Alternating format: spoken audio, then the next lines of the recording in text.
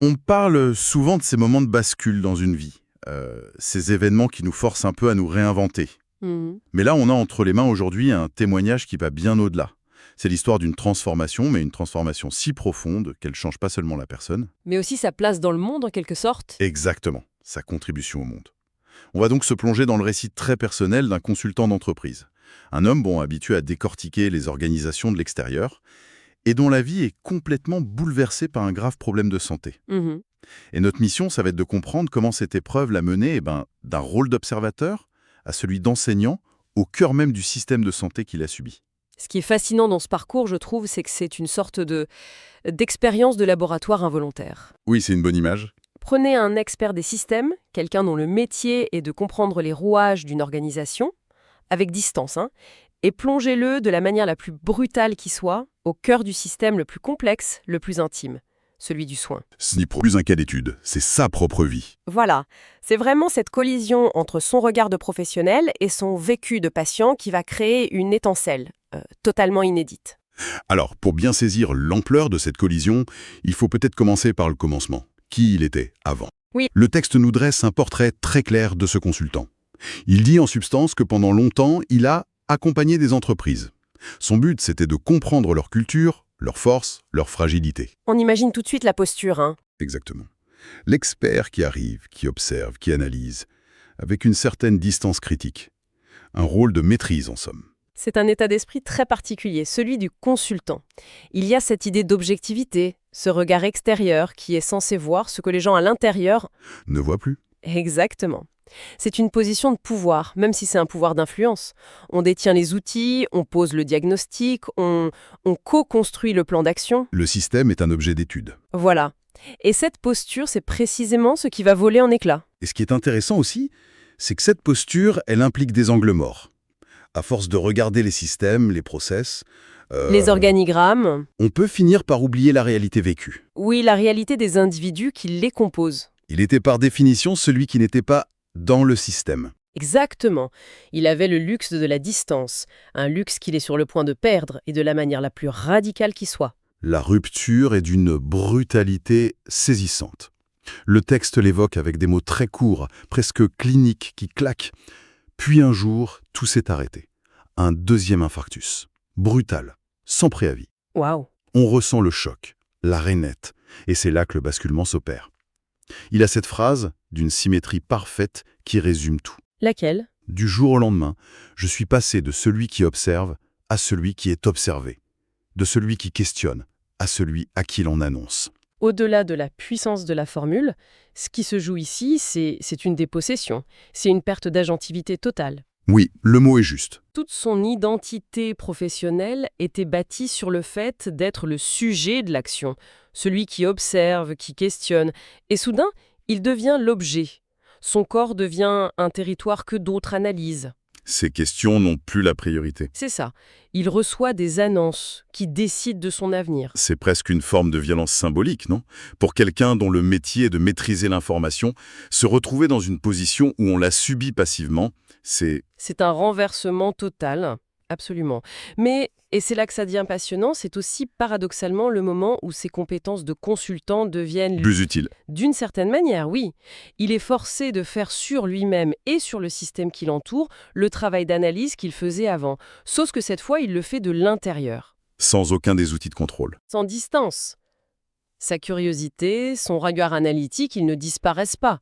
Ils sont simplement retournés, comme un gant. C'est exactement ce qu'il décrit. Même immobilisé, il ne peut pas s'empêcher de faire ce qu'il a toujours fait.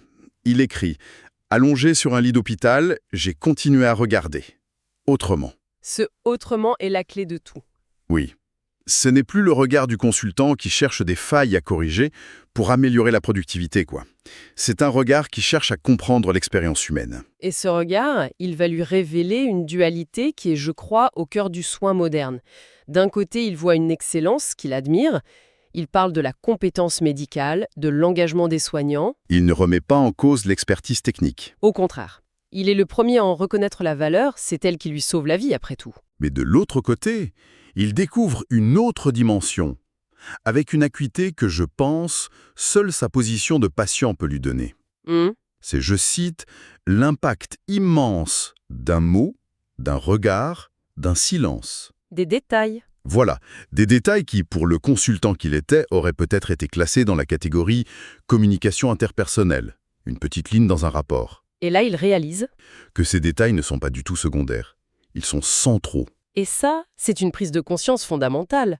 On parle beaucoup de soft skills, de compétences relationnelles, mais souvent comme d'un vernis, un plus agréable. C'est vrai. Ce qu'il comprend, lui, dans sa chair, c'est que dans le soin, ce ne sont pas des compétences annexes. Elles sont le soin. Un mot maladroit peut anéantir le bénéfice d'un traitement parfaitement administré. Exactement. Et un regard empathique peut donner la force de traverser une épreuve terrible. Il ne s'agit pas d'être gentil, il s'agit d'être thérapeutiquement efficace. Ce qui me fascine, c'est qu'il ne tombe pas dans le piège de la critique facile ou du mordouton, du ressentiment. Il aurait pu en faire un pamphlet, contre un système déshumanisé. Tout à fait. Mais non, sa démarche est différente. Sa curiosité de consultant a refait surface, dit-il, mais avec une nouvelle mission. Il veut comprendre. Il se lance dans une sorte d'ethnographie du soin, mais en étant lui-même un membre de la tribu qu'il étudie. C'est une belle image. Il cherche à comprendre ce que vit un patient, de l'intérieur. Il veut aussi comprendre ce que porte un soignant, la charge, la pression, le doute. L'empathie, qui peut être épuisante. Oui.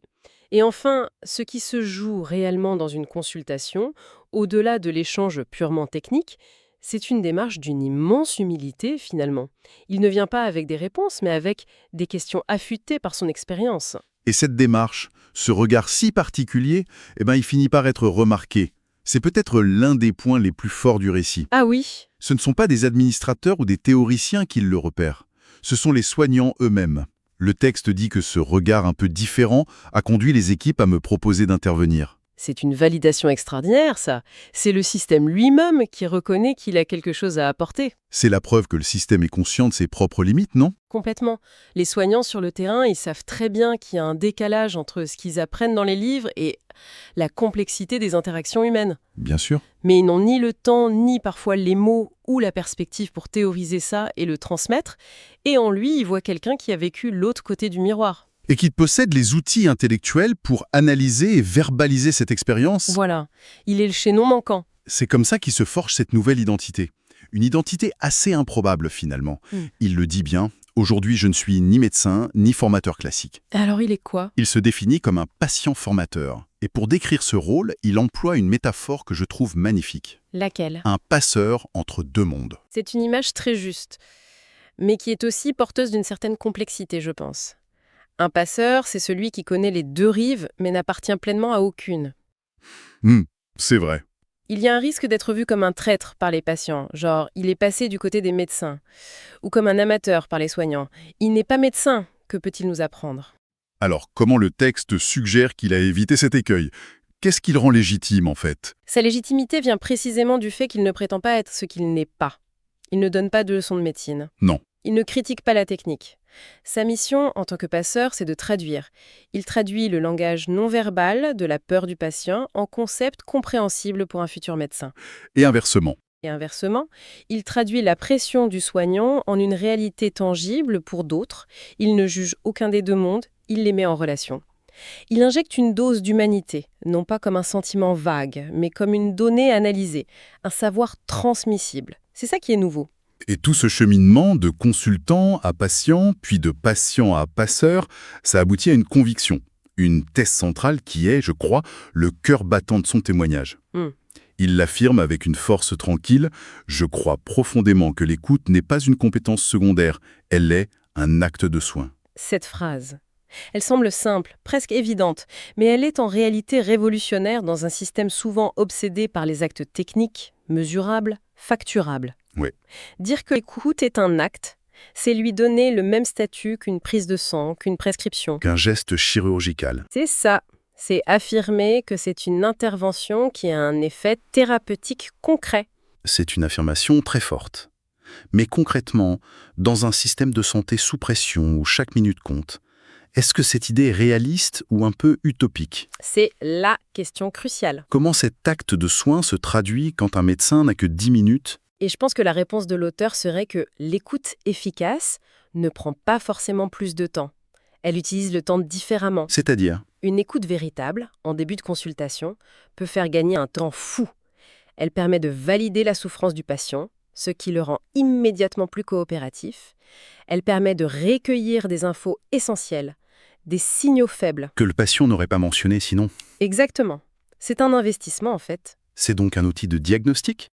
Sans confiance, le meilleur traitement du monde peut échouer. Le patient ne le suivra pas, il doutera. Il aura peur. L'écoute est ce qui bâtit cette confiance. En ce sens, ce n'est pas quelque chose qu'on fait en plus du soin si on a le temps, c'est la condition sine qua non pour que le soin technique puisse fonctionner. C'est le socle. C'est ce qui transforme une prestation de service en une relation de soins. La nuance est énorme. Voilà. En somme, ce parcours nous montre de manière assez éclatante comment une épreuve personnelle peut se muer en une expertise unique. Cet homme a transformé sa vulnérabilité en force, son expérience de patient en matière à enseigner. Oui. Et il nous laisse avec cette idée puissante, ce quasi-manifeste. Considérer l'écoute non pas comme une qualité humaine souhaitable, mais comme un geste médical à part entière. Ce qui est formidable dans ce témoignage, c'est qu'il ne se contente pas de pointer un problème. Il incarne une solution. Le modèle du patient formateur est une innovation sociale extrêmement intéressante. Et en refermant ce texte, la question qui me vient immédiatement, c'est à quel point cette idée est-elle exportable? C'est-à-dire en dehors du monde médical. Exactement.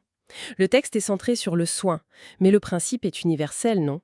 Partout, il y a un prestateur et un usager, un sachant et un apprenant. Un observateur et un observé. Voilà. Il y a ce fossé de la perspective.